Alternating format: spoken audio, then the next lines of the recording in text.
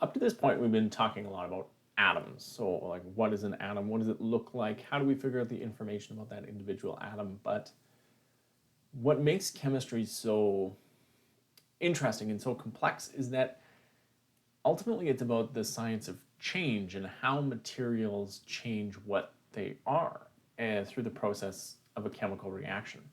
And to do that, we have to understand that atoms can come together in different combinations. And when they do that, they form what we call a compound. And a compound is just two or more elements combined together. Now, there's actually multiple different kinds of compounds, and I'm here to teach you about two major kinds in a couple of different videos, but what I wanted to focus on in this video is what we call an ionic compound. And as the name would suggest, it is something that is made out of ions.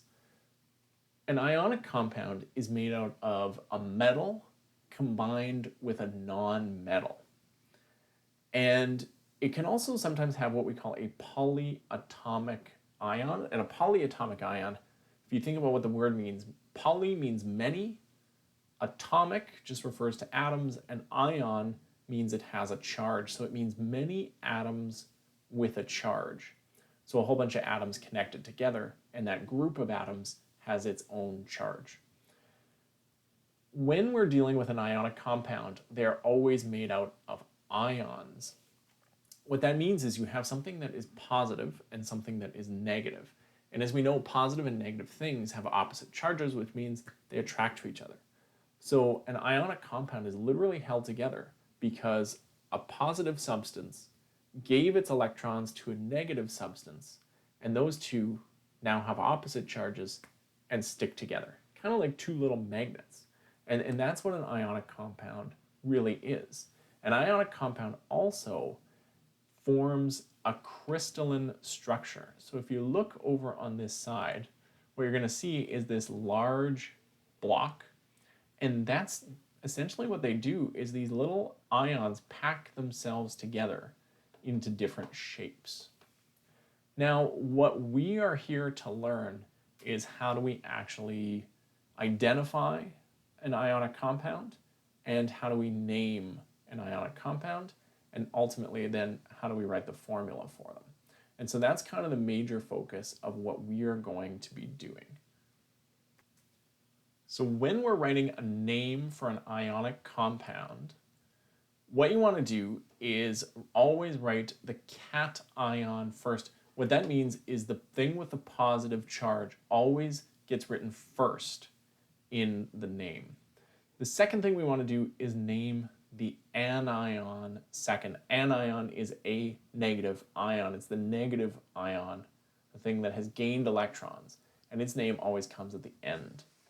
And if that substance is what we call monoatomic, meaning it's that negative ion is not polyatomic, it's actually just a single ion, then what we do is change the ending of the name to IDE.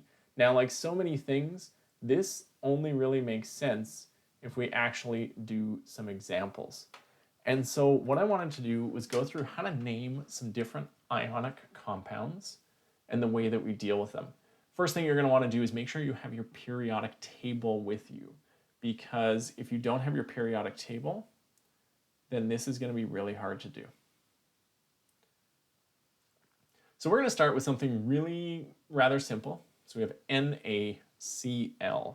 Now what I want to point out here is as you're dealing with something like NaCl, you see the capital letter and then another capital letter. That should tell you you have two separate elements. And if you take a look at your periodic table, you're going to see that sodium is on the left-hand side of the staircase. So that means that sodium is a metal, and you're going to see that chlorine is on the right-hand side of the staircase, which tells us that chlorine is a non-metal. And so when you see a metal combined with a non-metal, that automatically tells me I am dealing with an ionic compound. Those two things together is what tells you this is ionic. And this will make a difference eventually because we name ionic and covalent, the other type of compound substances, differently. So we want to make sure we identify what kind of compound we're dealing with before we go any further. So now let's follow the actual rules that we need to when it comes to writing the name. So we name the metal or the cation, the positive part, first. Metals always become cations, and that just means they get a positive charge because they lose electrons. And so if we look on our periodic table, you're going to find Na is the symbol for sodium. And when we write the name of this compound, we do not change its name in any way. We literally just write sodium because that's the element we're dealing with. The non-metal, in this case chlorine, is the thing that will actually gain electrons. So it becomes an anion. That means that it is negatively charged. Now, this is also a single atom that has a negative charge. So we need to follow rule number 3 up in the corner there.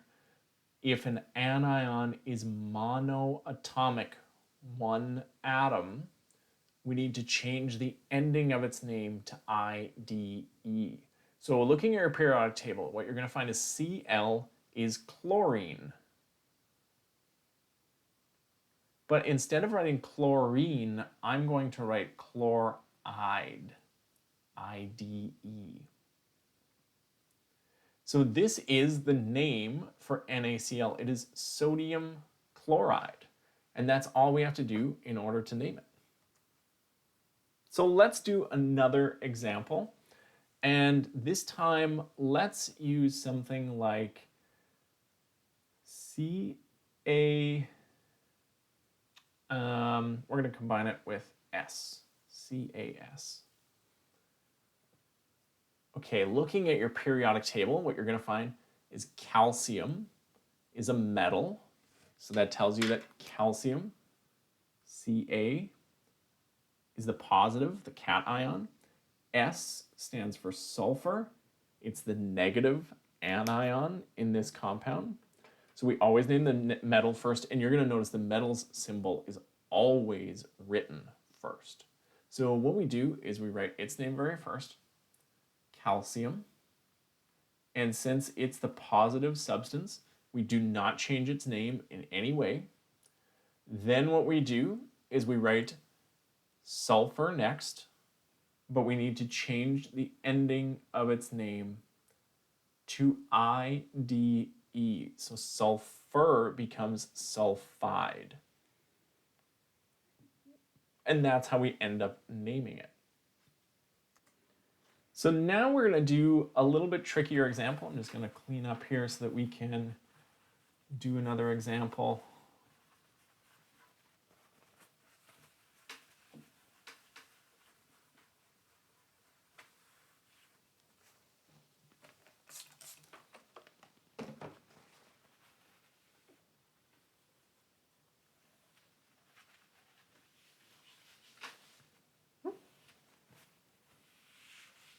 All right, in this next example, what we're going to work with is not just like a straight couple of monoatomic ions, just like two atoms. We're going to throw in something a little bit different.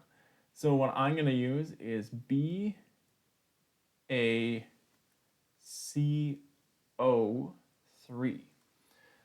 So now you notice there's way more capital letters here. So as soon as I see more than one capital letter, but I still see a metal, barium. Barium, because it's a metal, that tells me automatically that I'm dealing with an ionic compound, and I know it's going to get a positive charge. So what I want to do next is I want to look on my list of polyatomic ions, and this should be right after like a periodic table if you have a data table booklet. So if you're in my class, on the next page after the periodic table, there's just a big list of polyatomic ions. And you're going to see that this is one of them. And so this is a substance that we call carbonate, CO3. And so when we are naming this thing, this is actually the negative part of this ion. So what you have is these positive bariums that are being stuck to this negative CO3. And they're actually like hooking together because one is positive, one is negative. Now, when we name these, we're pretty much going to follow the same rules. The only rule that's going to change, if you're looking up in the corner there, is rule number 3. Because we are dealing with a polyatomic ion instead of a monoatomic ion, we actually don't change this substance's name at all.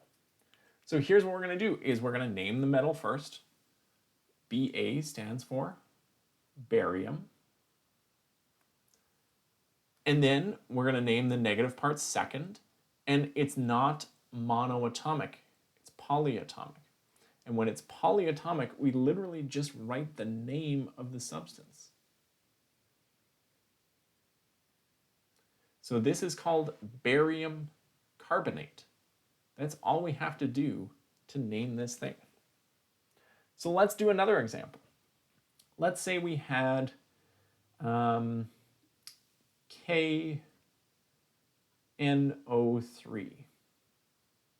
So now again, you notice you have all of these capital letters. That should automatically tell you, okay, I'm dealing with something that must be polyatomic, and I know that because K is potassium. And you'll learn that just by like using your periodic table, and that tells you this is the positive part of this substance. Now, the NO3, this is where you want to check your list of polyatomic ions and find out, okay, is it one of my polyatomic ions? You would see it is, and it would be negative. This, because it's made of more than one atom, it's made of nitrogen and 3 oxygens, it is polyatomic. Okay, so what we're going to do to name this thing, we're going to name the metal first. K stands for potassium.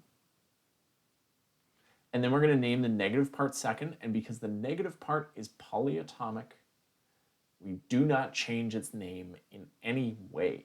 So NO3 is nitrate.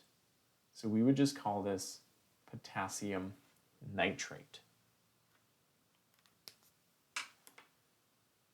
So when it comes to writing the names of ionic compounds, it's actually pretty simple. All we're really doing is just writing the name of the metal first, writing the name of the non-metal or the negative part second, and if the second part is only made of one atom, you change the ending to IDE.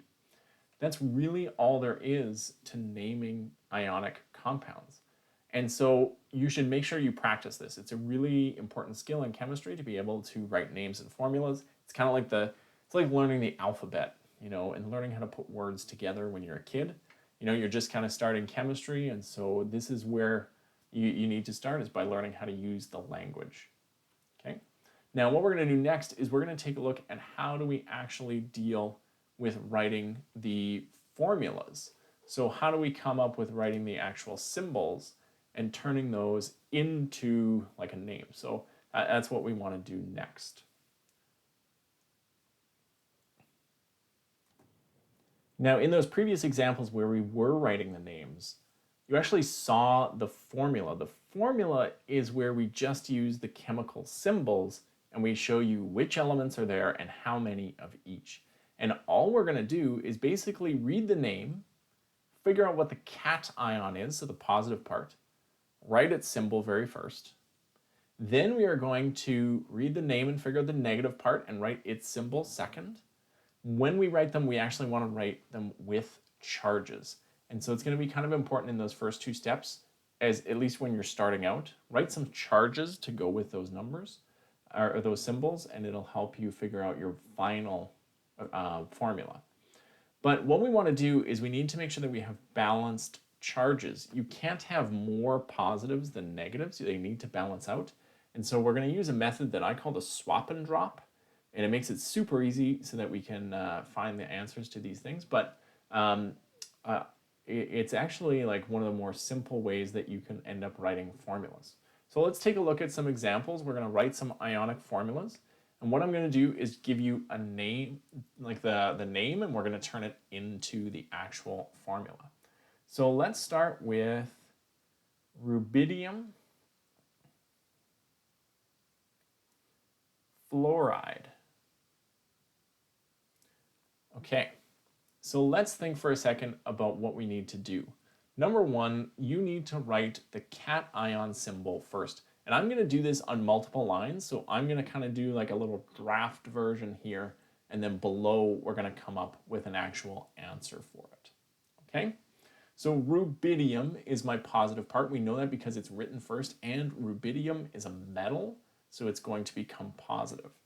So what you do is you write out its symbol. So we need to look at our periodic table, figure out what our symbol is for rubidium.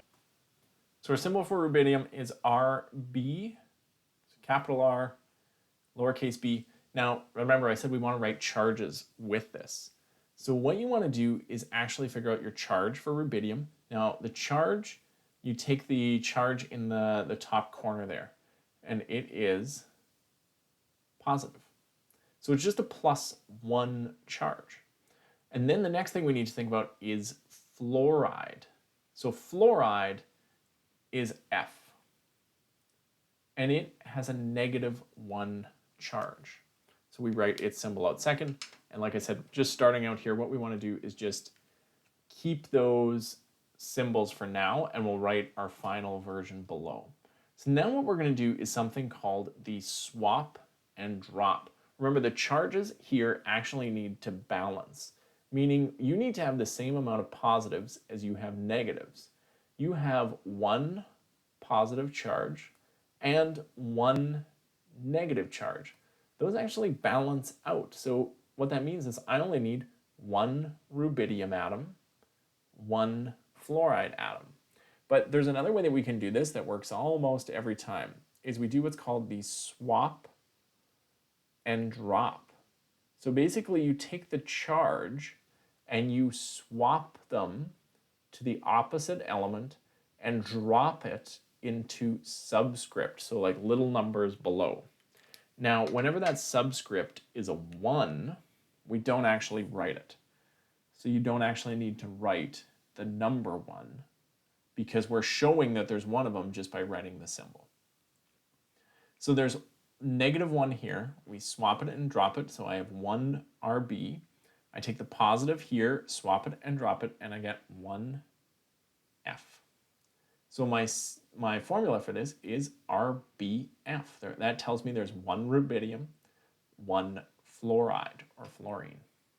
So that's a fairly simple example. Let's do one that's a little bit more complicated. So let's do calcium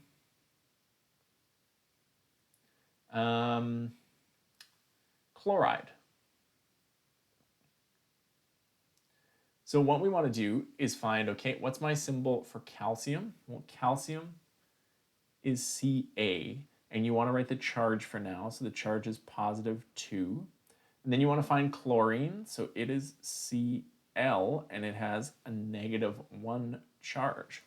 So now what we need to do is swap and drop. So take the +2, swap it over here, and drop it down into subscript. Take the -1, swap it, and drop it into subscript. And what that means is you're going to take 1 calcium. So Ca, it doesn't get a subscript. Cl is going to come next, but you need 2 of them. And so you write it as subscript. Notice I got rid of the positives and negatives when I swap them and drop them. And there you go. There's your formula.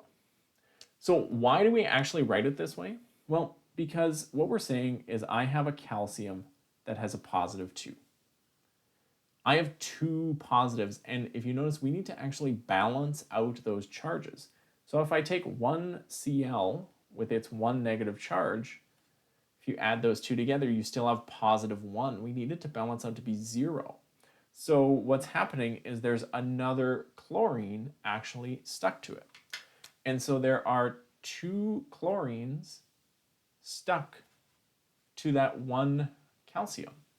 And that's all to balance out these charges that we see for these substances. So that's how we end up writing fairly simple ionic formulas. And that should be enough to kind of get you started. Our next video, we're going to take a look at when things get a little bit more complicated. So how do we actually deal with things like polyatomic ions when we're writing formulas? Or how do we write the formulas when we have things that maybe take more than one possible charge? So we're going to look at a little bit more complex formulas coming up in our next video. Okay, so thanks for watching. Make sure you go practice and check out the next video as soon as you've done that. Thanks.